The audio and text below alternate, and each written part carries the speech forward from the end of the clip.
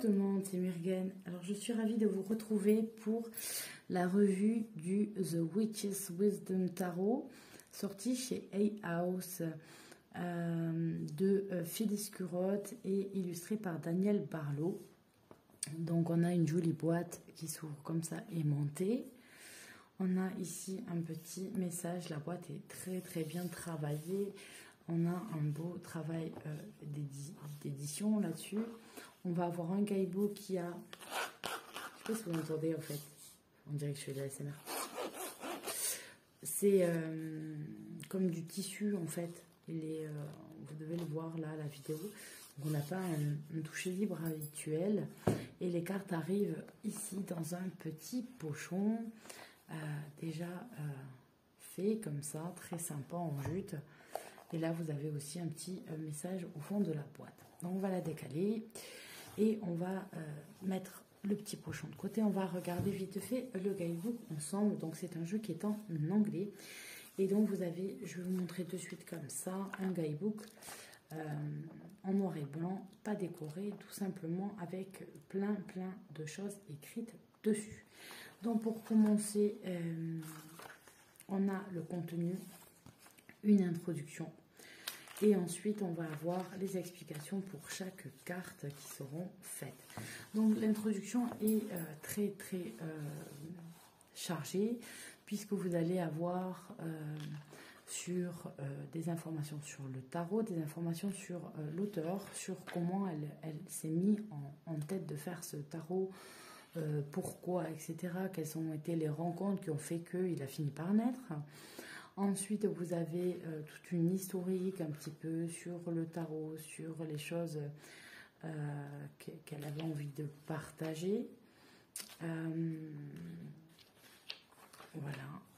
Sur l'usage du tarot actuellement, sur les correspondances dans le côté des arcanes mineurs, ce qui est un arcane majeur. Donc, vous avez pas mal de choses qui sont parfois de sa vision à elle.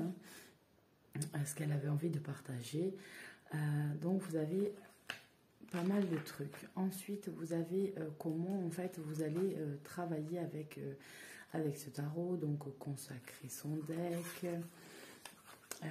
comment travailler avec le guidebook, tenir un journal, comment faire des divinations. Voilà, il va y avoir pas mal de choses, la visualisation, la pratique, la méditation. Donc vous avez beaucoup de choses dedans, les rituels. Voilà, on vous explique pas mal. Ensuite, vous avez des tirages qui sont proposés en une carte, 3 cartes. Le tirage ici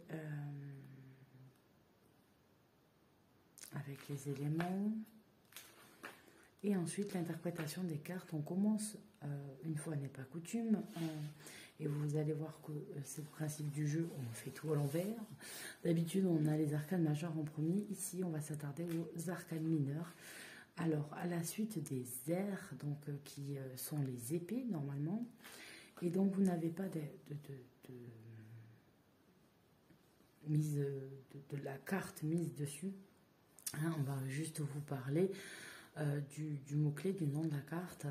Le message de la carte, quelle est son essence, les conseils et l'utilisation magique. Qu'est-ce que vous pouvez faire magiquement avec cette carte. Donc ça va être pour tous les arcanes mineurs. Et vous avez la même chose pour les arcanes majeurs. J'y suis pas.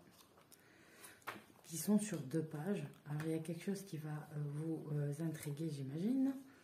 Et qui, moi, a été le cas. Vous avez la carte numéro 5, qui est la carte de l'étoile. Et là, on vous dit que c'est par rapport à l'arcane 17, habituellement. Donc, en fait, on va être plutôt en dévolution. On commence par la carte du monde et on termine par la carte du fou, quoi, pratiquement. Tout le long de ce jeu. C'est intéressant de lire, en fait, les textes qu'elle a fait par rapport à ça. Il y a pas mal d'informations, il y a pas mal de trucs sympas à lire. Voilà, je vous invite, si vous avez des facilités en anglais ou si vous avez la patience de traduire page par page les choses, à voir. Ça serait bien qu'ils sortent en français parce que je pense qu'il y a quand même, ça pourrait faire des heureux, voilà, c'est intéressant à lire. En tout cas, il y a de l'intérêt, il y a un truc particulier avec ce jeu, quoi, à faire. Donc voilà, on a un petit pochon comme ça en jute et on a les cartes dedans. Hop. Donc on a des cartes qui sont de format un peu oracle, assez grande. On a une grosse épaisseur de cartes. Elles sont un peu cartonnées, donc il faut faire attention. Mais voilà, ça fait, on a un beau paquetasse. Donc là, on va retrouver le dos. Viens ici. Voilà. Ce qu'on avait sur le pochon, le symbole du pochon, on va le retrouver sur le dos des cartes. On a un bord blanc et on a un dos de cartes. Oh, moi, il y a un pet ici. Hey, je vais tout péter, dis donc. Vous êtes toujours là? Vous êtes toujours là. Donc, on a un dos de cartes sur fond bleu marine, comme ça, avec une sorte de rose des vents. Je trouve ça très joli. Et donc, on va commencer, comme dans l'ordre du guidebook, hein, où on est avec les épées, qui ici sont l'as d'air.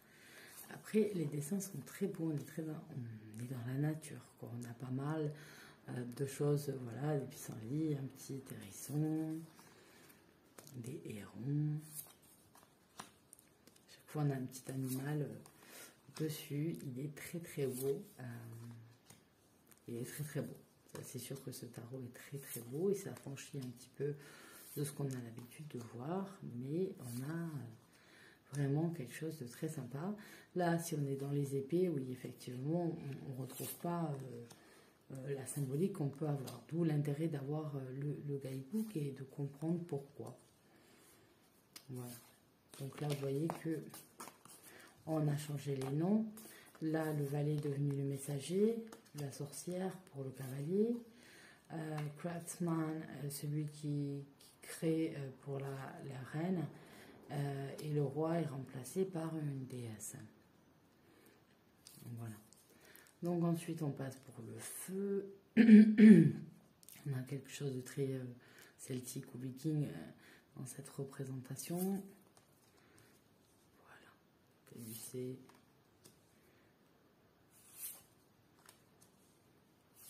Après, il est très très joli.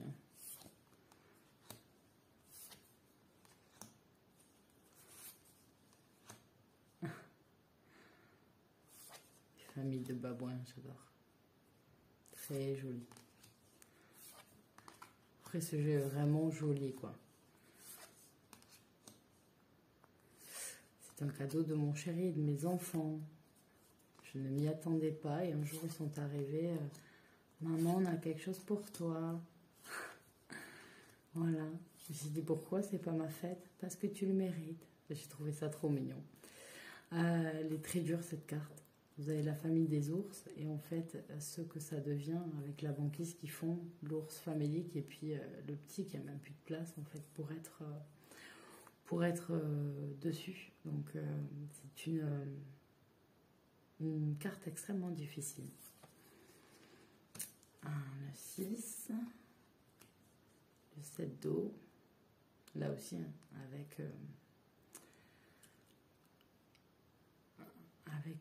la sécheresse.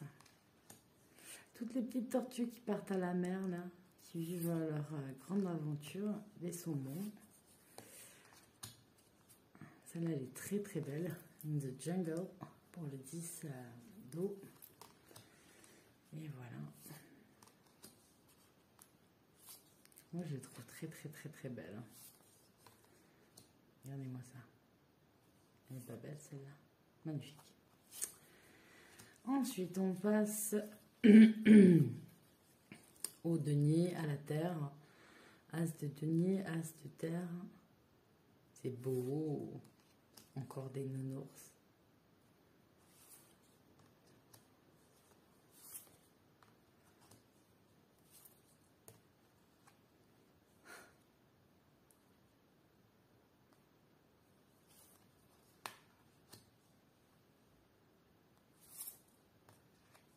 Très très joli.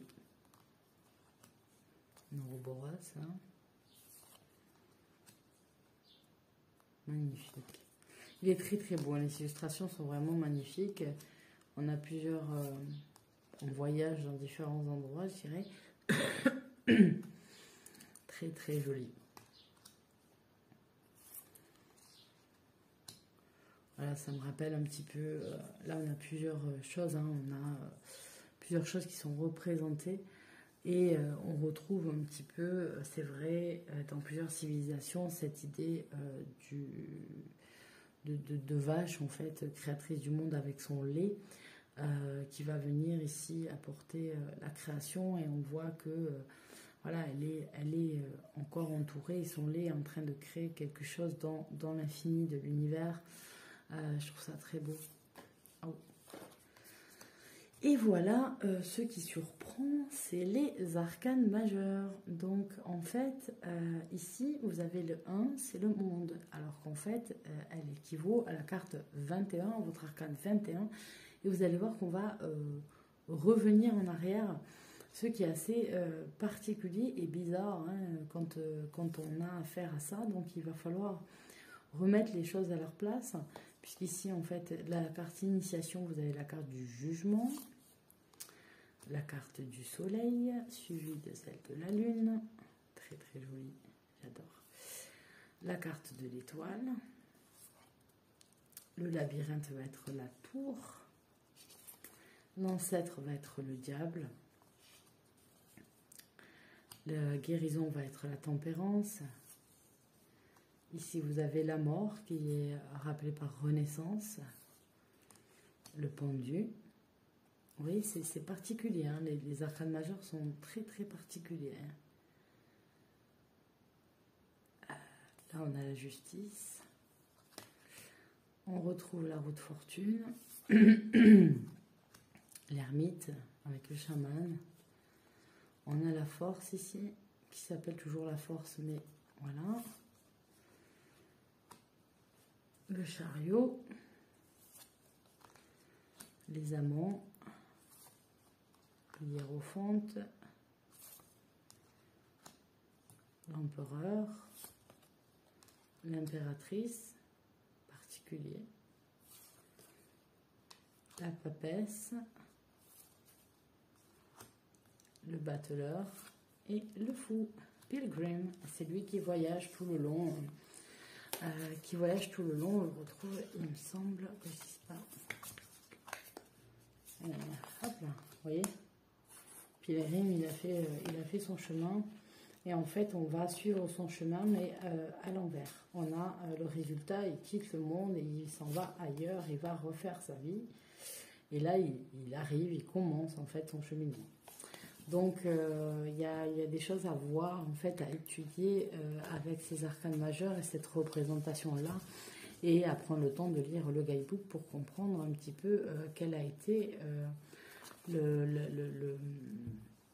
l'impulsion créatrice, les idées, en fait, à la création, d'avoir cette représentation en dévolution un petit peu par rapport à ce qu'on a d'habitude, où on est dans l'évolution du cheminement du fou, et là en fait on va régresser pour comprendre quel a été le cheminement du fou. Donc c'est aussi intéressant de pouvoir analyser comme ça. Donc j'étais contente de vous présenter ce jeu et je vous dis à très bientôt, bye bye.